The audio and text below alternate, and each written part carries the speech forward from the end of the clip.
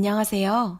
우리 채널 오시기를 환영합니다. 저는 30대 후반의 이혼녀예요. 살다 보니 저처럼 억울하고 황당무계한 일을 겪은 사람들이 많더라고요. 저는 전 남편과 5년 정도 살다 이혼을 했어요. 이유야 많았지만 사실상 시댁 식구들 때문이었죠. 지금도 그 집 식구들을 생각하면 부하가 치밀 정도라니까요. 사실 저는 처음부터 결혼할 생각이 없었어요. 원래부터 결혼에 대한 환상도 없는 성격이거니와 제 가정사 때문에 더욱 그랬죠. 저는 어렸을 때 아버지를 일찍 여의었어요. 아버지는 오랫동안 아프셔서 병원 생활을 하셨고, 어머니는 아버지 병수발 때문에 집 팔고 세간 팔고 오랜 시간 고생하며 사셨어요. 아버지가 돌아가시고 나서도 집안에 빚이 많이 남아 어머니가 오랜 시간 여러 가지 일들을 동시에 하셨어야 했어요. 청소일이나 식당 설거지, 가끔은 파출부 일도 하셨고요. 일가 친척들도 저희 집을 도와주지 않았어요. 그래서 저희 모녀는 서로 의지하며 열심히 살아왔죠. 다행히 제가 일찍 철이 들어 학교 다닐 때 공부를 악착같이 했어요. 학교에서 기초수급자나 한부모 가정에 지원해주는 프로그램들을 부끄러워하지 않고 기꺼이 참가했어요. 지원도 여기저기 신청해서 받을 수 있는 건 다 받았고요. 이런 저를 기특하게 생각해주신 고마우신 학교 선생님들 덕에 저는 나쁜 길로 빠지지 않고 서울의 괜찮은 대학교에 장학금까지 받고 갈 수 있었어요. 저는 대학교에 입학하기도 전부터 과외 알바를 닥치는 대로 시작했어요. 저축도 시작했고 어머니의 생활비도 보태드렸죠. 그리고 첫 월급 받은 것도 어머니께 모두 드렸고요. 네가 고생해서 번 돈을 왜 엄마한테 줘? 사고 싶은 거 많을 텐데. 엄마, 내가 가장 하고 싶은 게 엄마한테 돈으로 효도하는 거였어. 그날 저희 모녀는 끌어안고 참 많이 울었어요. 대학을 졸업하고는 본격적으로 영어 입시 강사를 시작했어요. 강사가 제 적성에 잘 맞았거든요. 돈 버는 재미도 좋았고요. 제 벌이가 좀 나아지자 엄마는 몸이 안 좋아지셔서 일을 관두셨어요. 오랫동안 허드렛 일을 하시다 관절 이곳저곳이 많이 망가지셨거든요. 재활치료를 받으셔야 했죠. 몇 달 쉬시던 엄마는 어느 날 갑자기 공부를 하고 싶다시는 거예요. 간호조무사를 해보고 싶다고 하셔서 제가 학원비를 전액 지원해드렸죠. 현재는 작은 병원에서 간호조무사로 일하고 계시고요. 생활이 나아진 엄마는 제 결혼 이야기를 꺼내기 시작하셨어요. 엄마도 가슴 한켠에 제가 집안 형편 때문에 결혼을 안 하는 거라고 걱정하셨었나 봐요. 엄마 돌아가시면 혼자 남을 제 걱정이 제일 크다고 하시더군요. 그런데 구색 맞춘다고 결혼하는 거 다 옛날 일이잖아요. 엄마는 좋은 사람 만나서 결혼하고 손주 안겨주는 게 효도라고 했지만 제 마음은 그렇지 않았어요. 결혼하면 남편 일, 시댁 일, 아이 일에 치여서 엄마한테 소홀해질 게 분명하잖아요. 가뜩이나 혼자이신데 하나 있는 딸인 저라도 모시고 살아야죠. 엄마랑 사는 게 힘든 일도 아니고요. 게다가 결혼하면 힘들게 쌓은 제 커리어도 무너질 게 뻔했어요. 제가 일하고 있는 학원이 대형이기도 하고 몇 년 더 버티면 인터넷 강의로도 빠질 수 있었거든요. 그래도 저 실력 있는 입시 강사로 소문날 무렵에는 월 1,000은 기본으로 찍었어요. 수능 막바지에는 2배, 3배는 훌쩍 넘게 벌었고요. 수액도 맞고 하루 4시간 이상 못 잤지만 몸이 고단한 만큼 보람이 더 컸어요. 그리고 저에게 쓰는 씀씀이도 후해졌죠. 어렸을 때 하고 싶어도 돈 때문에 포기한 게 많았거든요. 가끔 친구들과 만나면 강남에 좋은 와인바에 갔어요. 지금 생각해보면 왜 하필 거기 갔는지 시간을 되돌리고 싶을 지경이네요. 그날은 제 친구 중 한 명의 생일이었어요. 신나게 떠들면서 노는데 어떤 남자가 저희 테이블에 오더라고요. 합석해도 되겠냐고. 당연히 저희는 매몰차게 거절했죠. 그런데 돌아갈 거라 생각했던 그 남자가 이번에는 정중히 사과를 하더라고요. 그쪽이 너무 마음에 들어서 제가 그냥 가면 평생 후회할 것 같아요. 얘기라도 나눌 수 없을까요? 그 남자가 마음에 들어한 건 저였어요. 전 좀 떨떠름했죠. 하지만 그날 분위기도 너무 좋았고 친구들도 한번 얘기라도 해보라고 극성이었어요. 결국 저는 그 남자에게 번호를 줬고 연인으로 발전하게 되었습니다. 자기 자랑은 아니지만 솔직히 저 어디 가서 빠지는 외모는 아니거든요. 실제로 학창시절에도 인기 많았고요. 지금도 어디 가면 항상 예쁘단 소리 듣는 편이에요. 그에 비해 제 남편은 솔직히 제 스타일 아니었어요. 남편은 좀 평범하고 촌스러운 스타일이거든요. 끌고 다니는 외제차나 입고 다니는 옷 보면 돈은 아주 많아 보였지만 전 솔직히 그냥 세련되고 몸 좋은 남자 좋아해요. 그런데 알고 보니 남편은 제가 다니는 대형 학원의 건물주에다 작은 사업체도 운영하는 사장이었어요. 학원 건물 말고도 서울 시내에 건물이 몇 개 더 있다고 하고요. 남편의 조건도 꽤나 괜찮았고 성격도 저와 잘 맞았어요. 그런데 남편과 제가 1년 남짓 연애를 했을 때였죠. 어느 날 남편이 결혼 얘기를 꺼내더군요. 아영아, 내 나이도 있는데 슬슬 결혼 생각해야 하지 않을까? 내가 연애 시작할 때부터 말했잖아. 오빠는 내 상황 잘 알면서. 솔직히 저도 고민 많이 했어요. 30대에 괜찮은 신랑감 찾기 힘들잖아요. 여태 결혼 안 한 제 친구들만 봐도 맨날 선보러 다니는데 눈에 차는 사람 없다더라고요. 키가 작거나 대머리거나 둘 중 하나만 해도 괜찮은 신랑감이라나 뭐라나 혀를 내둘렀죠. 외모가 좀 괜찮다 싶으면 직업이 별로거나 이혼남이라 하더라고요. 겉도 아니면 성격이 아주 이상했죠. 제가 프로포즈를 거절하자 남편은 자기 집 얘기를 했어요.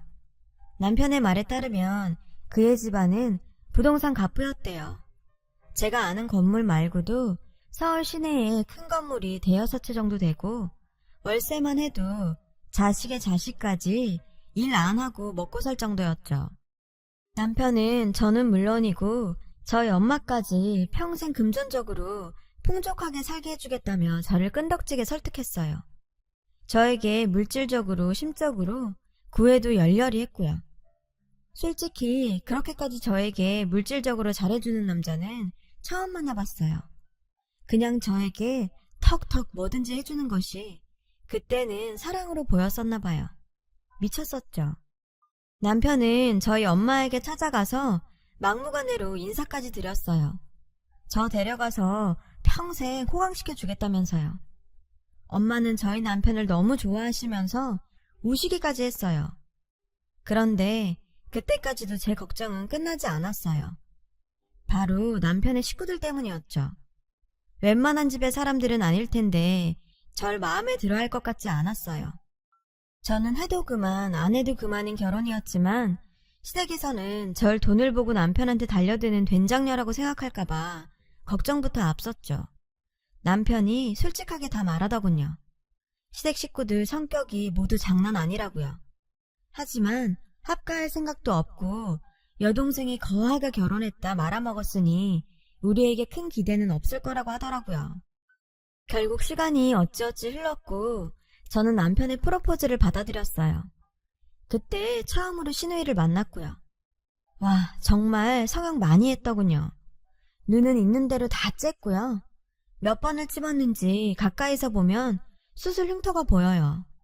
거기에 코 수술, 입술 필러, 이마는 또 어찌나 빵빵한지 성형이야 자유니까 그러려니 했어요. 시누이는 백수예요. 외국에서 패션 디자인 전공했지만 직장은 다녀본 적이 없대요. 굳이 일해봤자 지방 건물에서 나오는 월세에 비하면 쥐똥이라면서요. 안녕하세요. 오빠한테 얘기 많이 들었어요. 학원 강사시라고? 그런데 나이도 있는데 결혼하면 일은 관두실 거죠? 네? 아니요. 전 일 계속 할 거예요. 상견례 자리에서 시누이는 대뜸 제 직장 문제를 거론했어요. 남편은 시누이에게 그런 문제에 참견하지 말라고 혼을 냈죠. 시댁 부모님들은 절 아주 좋아하는 것 같진 않았지만 형식상 예의를 지켰고 그냥저냥 아들의 결혼에 대해 관심 없는 눈치였어요. 그렇게 전 결국 결혼을 하게 되었습니다. 남편이 살던 아파트에서 신혼살림을 시작하게 되었어요. 그리고 행복하게 살기만 하면 되는 줄 알았어요. 그런데 그날부터 신우이와 저의 갈등이 시작되었어요. 신우이는 하루가 멀다고 저희 집에 찾아오는 거예요. 그리고는 별별 트집을 다 잡아 저를 괴롭혔죠. 청소가 제대로 안 돼 있다. 왜 아직 애를 안 만드냐? 몸에 문제가 있는 건 아니냐? 어머니 생신상은 어떻게 차릴 거냐? 심지어는 제가 10년째 키우는 강아지에게도 참견했어요. 집안에 이렇게 누린내라는 개새끼가 있어서 임신이 안 되는 거다. 걔랑 사람이랑 같은 줄 아냐. 이 정도 키웠으면 시설에 보내라. 신우이는 정말 사회성이 부족했어요. 아니면 절 괴롭히기로 작정한 것 같았죠. 할 일이 없는 건지. 남편이 뭐라 하면 저랑 친해지고 싶다고 얼굴을 싹 바꾸는 거예요. 신우이가 괜찮은 사람이라면 대화라도 해봤겠죠. 그런데 신우이는 정말 하자가 많았어요. 만나는 남자친구도 이상한 인터넷 BJ였고요. 정상적으로 만나는 관계도 아니었고 신우이가 전폭적으로 스폰해준다고 하더라고요. 그 남자애랑 호텔에서 거의 살림을 차린 것 같았어요. 신우이는 이혼 전부터 남자 BJ 여러 명한테 스폰 제시를 하고 다니다가 남편한테 꼬리를 잡혀서 이혼당한 거라고 하네요. 그런데 신우이는 부끄러운지도 모르고 BJ와 뽀뽀하는 걸 자기 카톡 프사로 해놓더라고요. 그러면 사람들이 자기를 부러워할 줄 아나 봐요. 게다가 신우이는 저와 시부모님 사이까지 이간질을 했어요. 제가 학원 일을 계속하려고 일부러 피임을 한다고요. 전 해명을 하려 했지만 싸움을 그냥 포기하고 남편에게 이혼을 선언했어요. 왜냐고요? 결정적으로 신우이가 저희 엄마 욕을 했기 때문이에요. 새언니, 남자 잘 만나 한미천 잡고 싶은 심정 모르는 거 아닌데 그래도 이건 아니지 않나? 아무것도 없이 몸뚱이 하나 딸랑 들고 들어왔으면 적어도 손주 하나 시부모님께 안겨드려야지. 그래놓곤 학원 일을 계속하겠다고? 제 할도리는 안 하고 언제까지 자기 욕심만 채울 셈이야? 하긴 팥출부하는 천한 애미 밑에서 뭘 보고 배웠겠어? 이래서 집안에 사람 들일 땐 그 부모 자리를 봐야 한다니까? 신우이의 말에 전 더 이상 참을 수가 없었어요. 그래서 시부모님이 계신 자리임에도 신우이의 뺨을 찰썩 치고 말았죠. 물론 제가 잘했다는 건 아니지만 그래도 지금껏 열심히 살아온 우리 엄마를 적어도 저런 여자한테 욕보이고 싶진 않았어요. 시부모님도 그런 마음을 조금은 알아주실 거라고 생각했고요. 그런데 너 지금 어른들 앞에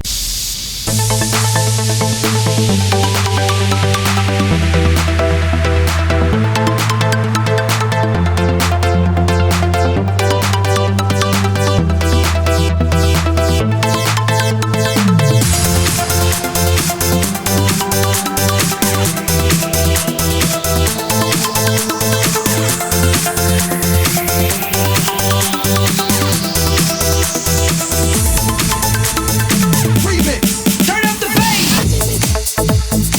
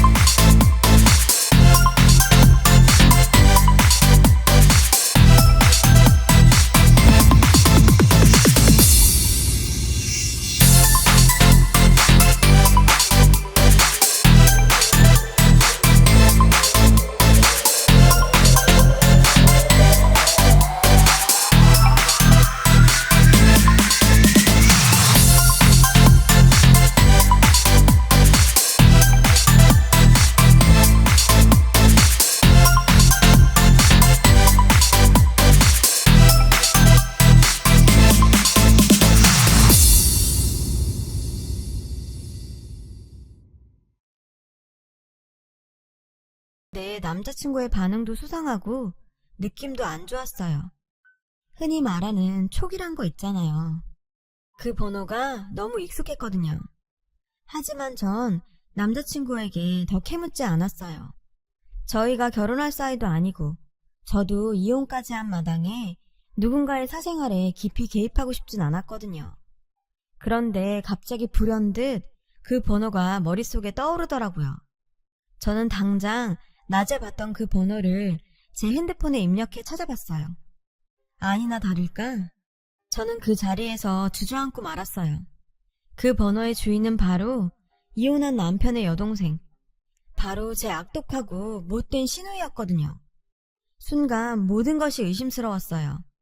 어리고 잘생긴 연하남이 뭐가 아쉬워서 내게 만나자고 했을까? 왜 과거에 대해 먼저 묻지 않았을까? 다음날 남자친구의 카페가 오픈하는 아침 7시에 찾아갔어요. 그리고 그곳에서 남자친구와 이야기를 하고 있는 시누이를 발견했죠. 전 너무 놀라 뒷걸음질 쳤고 그 자리에서 도망을 쳤어요. 그리고 그날부터 남자친구의 번호를 차단했고요. 시누이와 남자친구의 관계도 궁금하지 않았고 학원도 휴가를 냈어요. 엄마가 물어도 아무 말 않고 몇 날 며칠 집에만 있었어요. 그런데 남자친구가 어떻게 알아냈는지 저희 집에 찾아온 거예요. 다짜고짜 무릎을 꿇더군요. 남자친구 얼굴은 반쪽이 되어 있었어요. 자기야, 내가 잘못했어. 사실대로 다 말할게. 제발 나 한 번만 용서해주면 안 될까? 이거 다 그 여자가 꾸민 짓이야. 전 듣고 싶지 않았어요. 그러나 남자친구가 제 가랑이를 잡고 애원하더군요. 그래서 드러나 보자 했습니다. 이제 끝날 사이니까요. 사실 카페 운영은 괜찮았는데 갑자기 건물주가 보증금을 올리던지 나가던지 하라고 하는 거야. 그때 본 그 여자가 건물주야. 남자친구의 말은 시누이가 보증금은 그대로 둘 테니 저와 만나라고 종용했다는 겁니다. 이유가 뭐냐고 물었더니 어이가 없더군요. 당신이 위자료로 받은 시골 땅이 재개발돼서 올랐대. 그게 분통이 터진다고 무슨 수를 써서라도 뺏고 싶다고. 헛웃음이 나오더군요. 소설도 아니고 이게 무슨 일이랍니까? 겨우 위자료로 받은 땅을 뺏으려고 사람을 겁박하고 사주를 한답니까? 전 부동산 중개소를 하는 친구에게 연락해 제가 가진 땅의 가치를 감정해달라고 했어요. 그러자 친구도 좀 많이 놀라더군요. 짜투리 땅이라고 생각했던 그 땅이 완전 노른자라 주변 건설사에서 사라고 안달이 났다는 거예요. 딱 아파트 짓기 좋은 부지라고요. 부르는 게 값이라고 돈방석에 앉았다고요. 그래도 어이가 없었죠. 그 돈 많은 시누이가 겨우 제가 가진 위자료에 그렇게 호들갑을 떨다니요. 이건 돈 때문이 아니라 순전히 절 괴롭히고 싶어 안달난 것 같았어요. 그 자리에서 바로 시댁으로 찾아갔습니다. 전 남편에게 전화를 걸어 시댁에서 보자고 했어요. 남편은 무슨 일인지 아예 모르는 것 같았어요.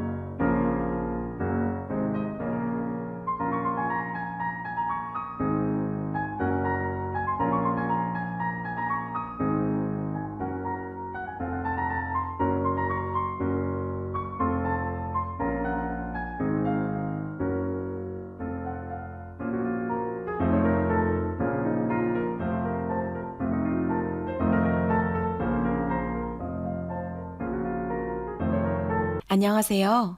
우리 채널 오시기를 환영합니다.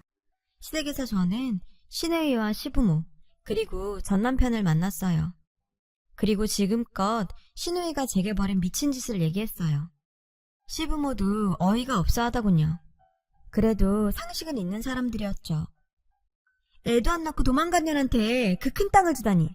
엄마 아빠도 진짜 정신 차려야 한다고요. 나라도 지금 우리 집 재산 지키려고 하는 거 아니에요. 전 그때까지 참고 있던 이야기를 꺼냈어요. 남편은 체념한 것 같더군요. 남편도 이미 알고 있는 얘기거든요. 그건 바로 남편의 불임사실이었어요. 아가씨, 말이나 똑바로 하죠. 저한테 문제가 있어서 애 안 생긴 거 아니에요. 당신 오빠 몸에 문제가 있을 거란 생각은 안 해봐요? 시부모도 당황했죠. 사실 전 결혼하자마자 임신을 위해 남편과 산부인과에 찾아갔었거든요. 그리고 남편의 정자에 문제가 있던 걸 알게 됐고요. 그는 씨없는 수박이었어요. 하지만 남편은 시모가 충격받을지도 모른다며 숨겨달라 애원했었죠. 그리고 전 그 사실을 숨기고 속상한 결혼 생활을 해야 했고요. 시모가 뒤로 넘어가더라고요. 시누이가 저한테 사기꾼이라며 제 머리채를 잡으려고 달려들었어요. 그때 짝 하는 소리가 들렸죠. 눈을 떠보니 남편이 시누이 뺨을 때렸더군요. 그만 좀 해. 내가 이혼한 것도 다 너 때문이란 걸 왜 몰라. 제발 정신 좀 차리라고. 오빠가 감히 날 때려? 시누이는 남편에게 맞은 것이 처음인지 어안이 벙벙해서 코를 만지며 거울을 보더군요. 혹시나 코에 실리콘이 잘못됐을까봐요. 전 도망치듯 그 집을 나왔어요. 남편이 절 쫓아오더군요. 신발도 신지 않은 채로요. 제게 미안하다고 사죄하면서 다시 시작해보면 안 되겠냐고. 남편도 좀 불쌍했어요. 하지만 뒤도 돌아보지 않고 택시를 탔습니다. 그리고 한참 동안 전 남편에게 재결합 권유를 받았어요. 전 일절 거절했죠. 심신이 너무 지쳐 도저히 아무런 생각을 못하겠더라고요. 그때 남자친구가 집으로 찾아왔어요. 남자친구는 근 일주일을 추운 날씨에도 불구하고 저희 집 밖에 서 있었어요. 알고 보니 개업 이후 한 번도 닫지 않은 카페까지 휴무를 냈더라고요. 남자친구를 돌려보내기 위해 나가니 대뜸 또 눈물을 흘리더라고요. 자기가 잠깐 카페를 잃을까봐 미쳤었다고요. 처음엔 그냥 호기심에 접근했는데 이제는 절 너무 좋아하게 됐답니다. 그날 시누이를 만난 것도 이 모든 걸 거절하기 위해서였다고 하네요. 남자친구는 시누이의 제안을 거절한 이후 받은 문자들을 보여줬어요. 정말 악독한 인간이더군요. 온갖 추잡스러운 10원짜리 욕에 협박성 문자가 수백 통이었죠. 저 때문에 이 사람까지 시누이랑 얽혔다는 사실에 미안한 마음까지 들 정도였어요. 한숨만 나왔죠. 결국 저는 이 사람의 손을 들어줬어요. 비록 시누이로 인해 얽힌 인연이지만 놓치고 싶지 않았거든요. 그리고 그 사람은 지금까지 저와 예쁜 사랑을 하고 있어요. 나중에 들어보니 시누이가 제게 그런 짓을 한 데에는 정말 어이없는 이유가 있었어요. 바로 쓸데없는 질투 때문이었죠. 제가 성형을 하나도 하지 않아서였어요. 시누이가 제 사진을 보면서 자기 얼굴이랑 수시로 비교를 했나봐요. 희한한 게 제가 연예인 정도의 외모도 아닌데 말이에요. 쓸데없는 질투는 사람을 참 추하게 만드는 것 같아요. 어쨌든 전 그 이후로 한 번도 시누이나 남편을 만난 적이 없어요. 시누이가 인터넷 BJ랑 결혼하려고 준비까지 다 했다가 사기당했다고 하네요. 그 덕에 시부모가 시누이 앞으로 준 건물도 날아갈 처지고요. 전 여태껏 권선징악이라는 말을 믿은 적이 없는데 시누이를 보니 틀린 말은 아니지 싶어요. 저도 이번 일을 반면교사 삼아 쓸데없는 것들에 눈이 멀어서 나와 타인의 인생을 망치는 일이 없도록 정신 바짝 차리고 살아보려 합니다. 지금까지 긴 제 사연 들어주신 분들께 감사드려요. 행복하세요. 여러분, 사연 댓글에 응원과 현명한 조언 부탁드려요. 좋아요와 구독은 저에게 큰 힘이 됩니다. 오늘도 좋은 일 가득하세요.